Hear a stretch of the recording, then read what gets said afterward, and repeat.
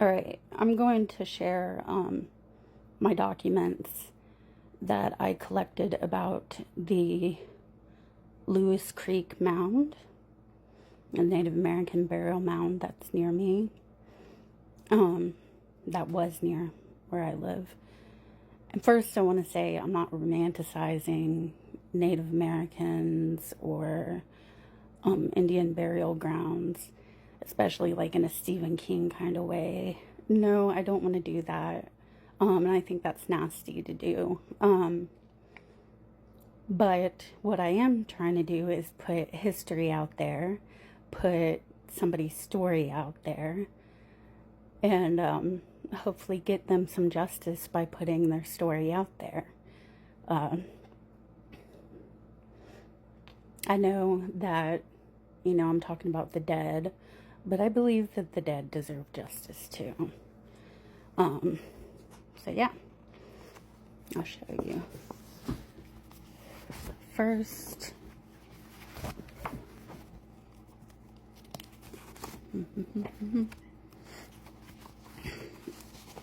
I have a lot of documents. This is the first one that I ever collected, and it has a few paragraphs about the Lewis Creek Mound. One thing that I noticed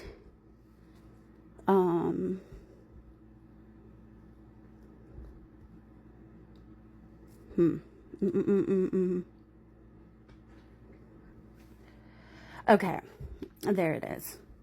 A small string of marginella beads, a few beads made from the Camilla of Conch, and several skulls are in the hands of a Reverend Mr. Glovier, who lives a mile west of Lewis Creek Mound on State Highway 792. So, when Reverend Glovier, and I'll show that his story to you guys, but him and two other gentlemen dug up the mound in the 30s and took a lot of the artifacts, and Reverend Glovier, a reverend, took several of the skulls home. This expert was written in, let's see, what was it? I do believe 1952.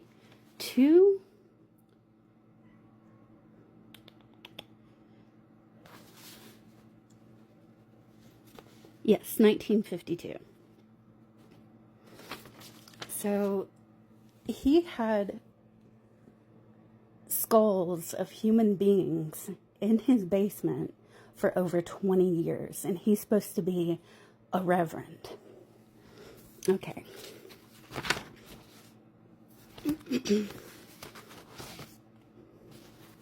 And this is where I wanted to start. This is an old newspaper article written in the 30s about Reverend Glovier. Let's see. P.C. Manley and the Reverend David F. Glovier. Okay.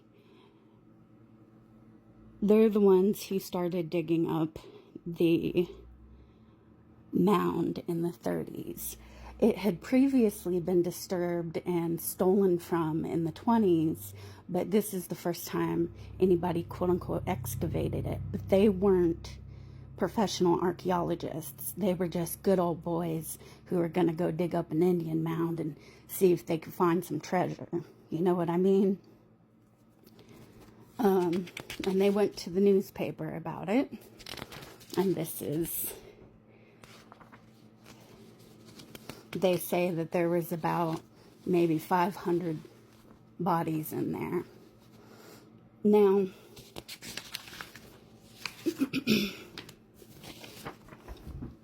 here's another newspaper article written in the 30s, and it's actually written by David Glovier, and he's just talking about what he thinks was the history of the mound and blah, blah, blah, blah, blah. Like, he didn't know.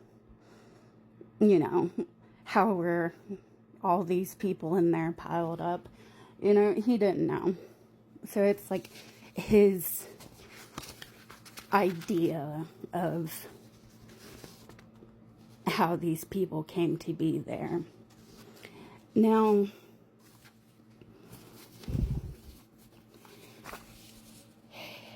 in the 1960s, there was a plan to rebuild that road.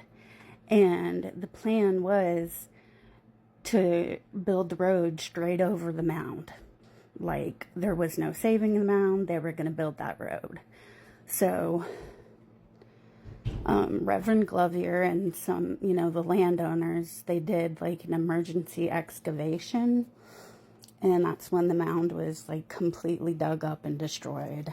The final excavation. Those are some pictures from the final excavation. I do believe that's Glover. However, you say his damn name. See them digging up.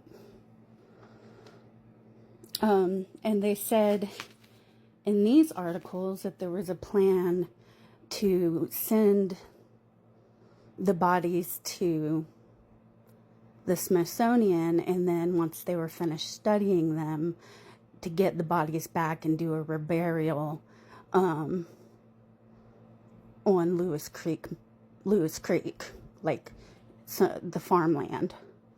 But they never did the reburial for some reason, and I could never find any documentation on why they never did a reburial.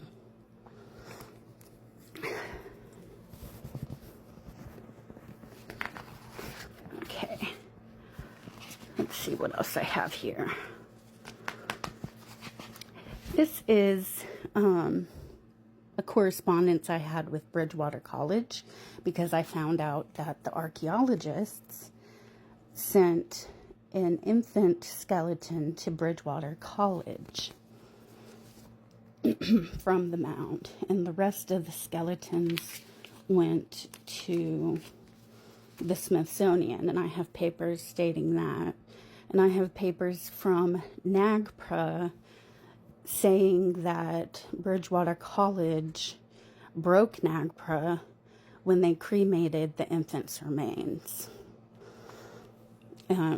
But they got away with it for several years, and that's kind of what, when I went to a reporter with this story, that's what he latched onto, is that Bridgewater College broke NAGPRA. So, but the infant's remains was given back to the tribe, and a little birdie has told me that the tribe is also trying to get the remains from the Smithsonian. So my goal was complete, even if the tribe doesn't like me for whatever reason. They're just trying to get your ancestors justice. Sorry. These are archaeologists, like the Archaeological Society of Virginia comes out with these little quarterly bulletins where their archaeologists document and detail their digs. And these two quarterly bulletins are about the final excavation, the actual archaeologists' findings. And, you know, they said, actually, I'm going to have to make a part 2